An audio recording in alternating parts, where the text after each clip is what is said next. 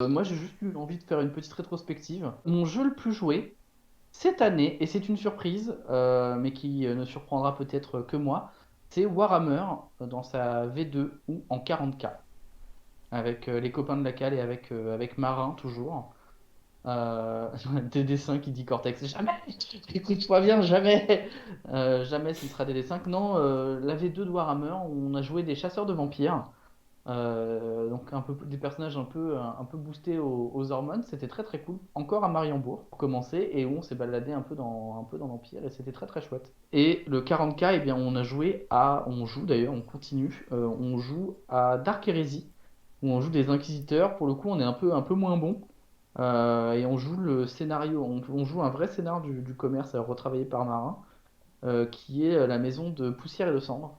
Et c'est un truc où là, on est centré autour d'une vente aux enchères et il faut qu'on repère les hérétiques et les mutants et les trucs pas glop et les dénoncer en fait à une force de frappe supérieure. Et c'est très très chouette. C'est ça, parce que dans Warhammer Là, 40K, les inquisiteurs, en fait, ils sont pas particulièrement balèzes. C'est juste les gars qui pointent du non, doigt où les Space Marines vont arriver pour tout arracher, quoi. C'est un peu ça le. c'est un peu l'idée. Et pour une fois, j'ai décidé que moi j'allais jouer un mage. C'est un truc que je fais rarement, donc enfin, je joue un psyker, hein. Et pas vraiment. Voilà. Et c'est très très cool. Bon, alors le système. Euh, le système de Warhammer a vieilli. Il est toujours aussi imparfait, mais c'est vrai que j'y reviens toujours. Je me rends compte que je suis un indécrottable De 40K ou de fantasy? amateur de fantasy. Fantasy surtout. Fantasy a quand même pris sacrément dans la gueule. C'est un peu chiant d'ailleurs. Mais j'y reviens toujours, quoi. C'est des univers que j'aime beaucoup, qui sont crado, où on galère un peu. Et où bah, on kiffe quoi. Et c'est vraiment le plaisir. Mais mon jeu le plus apprécié cette année, et c'est la grosse découverte, et je pense que Matt va savoir de quoi je parle, c'était Broken Compass. Broken Compass, qui est le jeu d'aventure par excellence pour faire du pulp, qui a une mécanique de résolution qui m'a séduit. Avec, faut faire des doubles, des triples, des quadruples, que je trouve très très fun, qui fonctionne très très bien. J'ai pu l'utiliser avec des joueurs néophytes, ça marche très bien. J'ai pu l'utiliser avec des vieux briscards, ça marche, ça tourne hyper bien, notamment bah, Peter qui est, voilà, qui est aussi tombé amoureux. Donc j'ai prosélyté beaucoup autour de Broken Compass cette année.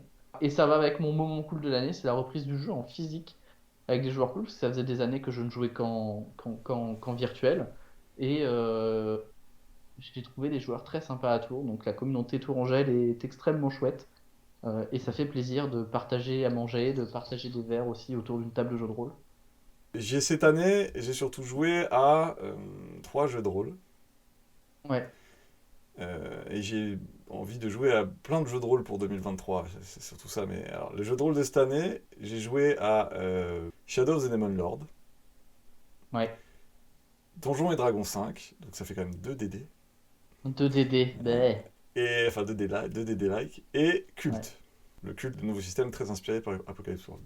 Ma campagne Shadow of the Demon Lord s'est très bien passé. Ça a été sur du court terme. On a dû faire 10-15 séances, je crois. Et c'était ma campagne God Games où les joueurs jouent des dieux réincarnés, donc en niveau 1. Et à chaque fois qu'ils meurent, ou qu'ils réussissent quelque chose pour faire progresser leur culte, ils reviennent, mais avec un niveau en plus. Et D'accord. voilà, on a joué dans le background de Shadow of the Demon Lord que j'aime bien, et ça m'a permis de faire jouer tout le background cosmique de Shadow of the Demon Lord qui est très difficilement jouable avec des joueurs. Mais là, comme c'est des dieux, bah, c'est plus facile. Ouais. Et donc, ils ont fighté le roi sorcier, qui est un personnage important dans le lore de Shadow of the Demon Lord. Et ça s'est bien passé, c'était assez intéressant. Shadow of the Lord est un jeu donc c'est un D20, hein, très inspiré par DD, mais c'est très très efficace. Je veux dire, les combats sont très rapides parce que les points de vie tombent très très très très vite. Et voilà, il n'y a pas 12 000 options de jeu, et il y a une mécanique de dons, de bonus et d'avantages que je trouve très bien dans le jeu parce que ça permet de pousser les joueurs à faire autre chose que je tape. Et là, mes joueurs m'ont inventé plein de coups spéciaux, de machins, pour gagner des bonus ou prendre des malus pour obtenir quelque chose de plus. Et ça s'est très bien passé. Donjons et Dragons 5, c'est ma campagne de l'année, quoi, classique.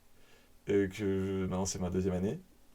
Donc il avance lentement mais sûrement parce que c'est vraiment à l'ancienne. Là, on joue dans le temps long, on ne se presse pas particulièrement. Si une séance, bah, ça peut être juste on a traversé tu vois, quelques kilomètres à pied. Voilà. Donc c'est une campagne sur le long terme dans le monde d'Eberron. Donc il y a un super monde de jeux de rôle de Donjons et Dragons. Il faudrait que j'en reparle, mais qui est un monde, on va dire, de technomagie qui est vraiment bien. Et culte, j'ai commencé, après avoir fini Shadow of the Monlord, j'ai commencé le culte, donc c'est le culte PBTA, et qui commence sur le chapeau de roue, qui est assez intéressant, et qui est un PBTA qui est pas parfait, il y a des trous dedans, il y a des moments où on est un peu obligé de recoudre par nous-mêmes, mais il y a des trucs vraiment bien faits. Par contre, c'est un culte voilà, qui va être un peu, par rapport à ceux qui connaissent le culte d'avant, du passé, le culte des années 90, quoi. Vous allez jouer à un niveau un peu plus vénère et un peu plus fantastique, plus vite que dans le culte d'origine. Il y a Peter qui te demande si tu joues une des campagnes écrites pour DD5. Non, c'est entièrement improvisé. Je pourrais faire dans un retour de partie plus long une fois un Mont Eberron à moi, parce que Ouais. Eberron est un monde super intéressant, mais j'y ai fait mes propres modifications, et qui sont je l'ai rendu un peu plus dur, un peu plus... Voilà. Et, il y a un rapport en particulier à la force de travail et à l'esclavagisme qui est beaucoup plus important que dans l'Eberron classique, et les enjeux sur qui sont les hommes libres et pas les hommes libres. Donc c'est plus important dans ma campagne que dans le jeu de Eberron classique. Mais ça sera pour Ok. une autre fois. Ouais. Est-ce qu'il y a un jeu que t'attends en 2023, un truc que t'as, soit qui va sortir ou soit qui est sorti et que t'as envie de jouer de manière plus assidue peut-être? Alors j'ai plein de choses moi pour 2023. J'aimerais vraiment jouer à Blade in the Dark, celui avec la version de One More Multiverse. Voilà, Yes. ça j'aimerais quand même le jouer. Et j'aimerais... ça je vais tester avec mes gamins, mais j'aimerais vraiment faire du Mouse Twitter, parce que plus je le lis, plus je me dis c'est vraiment cool. Il y a vraiment, Ouais. vraiment un truc qui me semble super et hyper ludique pour les gamins. Mais sinon, il y a deux jeux que j'ai backés et que je vais recevoir et que j'aimerais bien jouer. Il y a Blade Runner. Ah ouais? Ah oui, j'ai backé Blade Runner, donc j'aimerais au moins faire un one-shot de Blade Runner, tu vois, quitte à faire un AP Blade Runner, on verra. Ouais. Il y a quand même quelque chose à voir, à tester. C'est du cyberpunk, hein, mais avec moins de matrices et plus de génie génétique, Oui. hein, mais c'est du cyberpunk. Hein. Oui. Donc voilà. Et il y a Polescar maintenant, Ah, bah que voilà. j'attends, et je voudrais, et pour le coup, Polescar, je suis très très motivé et je l'attends avec impatience pour tester du Polescar. Ouais. C'est aussi le jeu que j'attends de mon année 2023. C'est celui que j'attends le plus. Après, bah, j'ai backé plein de trucs là en cette fin d'année, donc voilà. Mais j'ai vraiment envie de jouer à Polescar un peu sur quelques séances, histoire de voir comment ça se développe et comment ça se joue vraiment. Mais avec un système proche de Broken Compass, donc je suis pas très inquiet. Allez, je te mets on the spot devant l'éclairage de tout le monde. Est-ce que tu as lu un livre qui t'a marqué cette année, Matt? Un quoi? Un livre, un roman, Non, si je fais plein de jeux de rôle, je fais trop de jeux vidéo, j'ai des enfants. Donc non, j'ai réussi à avancer sur un bouquin Ouais, qui est Mistborn. ok, C'est un vieux livre, ça doit facilement avoir 20 ans. Et c'est fait par Brian Sanderson, il me semble. Le mec qui a fini La Roue du Temps, quand le mec de La Roue du Temps est mort, il a repris La Roue du Temps. Et ok. ce mec a écrit un nombre de romans, c'est un des auteurs les plus prolifiques américains de fantasy. Et Mistborn, c'est une de ses séries les plus connues, qui va d'ailleurs être signée là incessamment sous peu pour avoir le droit à son adaptation télé, parce que D'accord, il faut que tous les bouquins de fantasy soient adaptés à la télé, sauf Ambre. c'est ça. Putain de merde, le jour où Ambre pourra enfin être adapté. Voilà, on en parlera de Ambre plus tard. Mais donc Mistborn, c'est très intéressant. L'auteur est un geek fini. Il y a même eu un jeu de rôle, hein, pour te dire. Il a même écrit le jeu de rôle qui allait avec le monde. Ah ouais, d'accord. Et donc il a pensé à son univers pour être parfaitement adapté à un jeu de rôle. Et donc c'est un univers où la magie est hyper codifiée et c'est assez bien pensé. En gros, la magie se fait à base de métaux. Tu bouffes des métaux. donc Ouais. du cuivre, du fer, du machin, et tu brûles, il y a des gens qui sont capables de brûler le métal, donc de brûler le métal en eux, et ça leur donne un pouvoir, et chaque métal file un pouvoir différent. Il y en a un, quand tu as bouffé ce type de métal, tu lances le truc et tu te fais projeter loin d'un métal. Ok. D'accord. Et il y Comme en un a un donjon autre à l'envers, il quoi. y en a un autre quand tu le prends, tu ralentis ta chute. Ok. Et donc, par exemple, les mecs se voyagent en ayant des pièces de monnaie dans leur poids, ils jettent les pièces et chaque pièce leur permet de faire tu vois, de faire D'accord. le trampoline en fait. Ils balancent des pièces, ils sautent, ils se projettent pour s'éloigner de la pièce, ils concentrent le fait qu'ils doivent être éloignés du métal en s'éloignant de la pièce, donc ils se font projeter en l'air. Ils retombent, ils remettent une Ok. pièce, ils sont reprojetés en l'air, et quand ils doivent atterrir, ils utilisent le truc pour ralentir et se poser. Et en fait, il y a plein Ok. d'effets dans le monde qui sont créés. Il a posé une magie hyper codifiée, hyper claire. Tout est expliqué au début, il y a chaque métal ce qu'il peut faire, et après il combotte son histoire avec des gars qui se fight. Parce qu'évidemment, il n'y a que la classe dominante qui est censée avoir ça. Et il y a des esclaves, quelques rares esclaves qui ont ce pouvoir-là. Il y en a un, il a réussi à s'enfuir, il est vénère et il monte la révolution. Il veut aller buter l'empereur de ce royaume et libérer les esclaves. Et donc, ils utilisent leur pouvoir pour fighter là-dedans. C'est un roman qui est très Ok. connu aux États-Unis. C'est pas très connu en France. Ah bah ouais, moi je Voilà. connaissais pas. Voilà, Miss Bourne, c'est vraiment un truc qui est... Alors aux États-Unis, tout le monde connaît Miss Bourne. Hein. Enfin, dans la culture geek, fantasy, j'entends, hein, Ouais. qui est les romans, etc. Mais en France, c'est très peu connu et c'est un univers très foisonnant, créé clairement par un mec qui a fabriqué un univers et il a posé ses règles et il ne déroge pas de ses règles, donc son univers tient sur Oh, ses bah, c'est règles. bien. Ouais. Il y a eu un jeu de rôle Ok. et il y a une série télé qui devrait être faite dans les années qui viennent. D'accord. Voilà. C'est le pouvoir du métal, nous dit Cortex, évidemment. Moi, mon bouquin cette année, c'est Les Oiseaux du Temps. C'est une grosse surprise. C'est un livre qui est écrit par Amal El Motar et Max Gladstone, qui est une discussion. C'est une discussion entre deux personnages, bleu et rouge, qui sont des combattants ennemis dans une espèce de guerre un peu temporelle étrange et qui finissent par tomber plus ou moins amoureux l'un de l'autre. C'est extrêmement poétique, c'est clairement pas le style de littérature que je lis d'habitude, et ça a été une grosse claque, c'est extrêmement bien écrit. Donc, tu l'as lu en anglais ou en français? En français. Donc bien traduit. C'est extrêmement bien traduit, Ouais. mais sûrement du coup extrêmement bien écrit, je pense, à la base. Et c'est pas très long, c'est un peu moins de 200 pages, je dirais. Et c'est vraiment très très chouette. C'est un beau voyage que je recommande fortement. Est-ce qu'il y a un film que tu as vu cette année et qui t'a un peu retourné? Il y a quand même une semaine où j'ai vu deux films d'affilée que j'ai adoré. Je sais que toi tu as détesté Everything Everywhere All at Ouais. Once. Moi j'ai beaucoup aimé, mais j'ai encore plus aimé 3000 ans à t'attendre, qui est donc le film du mec qui a fait Mad Max, Fury Road et les autres Mad Max. Et 3000 ans à t'attendre avec Idris Elba et Tilda Swinton. Et c'est un super film qui pourrait être du Terry Gilliam. Voilà. C'est très Terry Gilliamesque. Ça me fait penser à du Baron Munchausen moderne, Ouais. quoi. C'est Euh, vraiment très bien. 3000 Brand ans à nous t'attendre. parle de Top Gun Maverick aussi, qui a été une vraie bonne surprise. Ah bon? Euh, Vraiment? ouais, Moi ouais, j'ai carrément. entendu beaucoup de mal de ce film, mais ok, d'accord. Eh ben non, alors moi c'est ce que j'ai dit en sortant du truc, c'est un meilleur film que le premier.